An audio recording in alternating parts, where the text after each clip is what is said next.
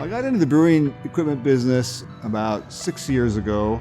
I bought a conical fermenter online from a supplier for myself as a present to myself. I realized there were a lot of improvements that could be made to the design, and because I had owned a brewery myself and operated it for 10 years in the 90s and the early 2000s, I had some great ideas, and I actually started to write an email to the person that sold me the fermenter to tell them how they could improve their product. And then I realized, before I finished that email, that with my contacts in my job, my day job at the time, my only job, I could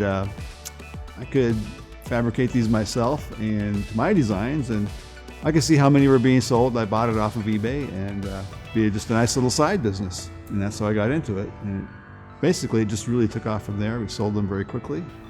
For us, we were really in the smaller brewery space, so 1 to 3 barrels. In the last year, we've kind of grown to doing a lot more 7-barrel, 10-barrel, 15-barrel equipment.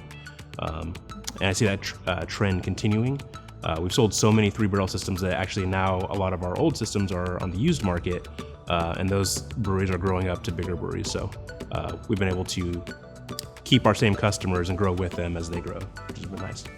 We've seen our growth in business really all across the country, where areas where breweries are more novel, they're starting up, it's a newer phenomenon. And so we've actually seen most of our sales really all around the country and Canada, South America. We're seeing a lot of growth in those areas too.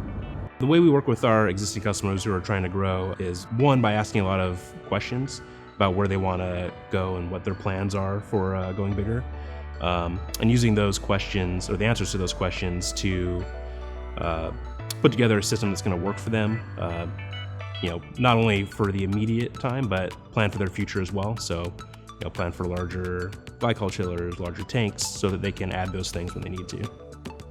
After that, there's a lot that's involved in actually setting up the brewery. So for us, we have a long 1-year warranty on all of our equipment, and we offer support through phone, email, Skype if needed, and then we work with the customer to make sure that everything is working properly.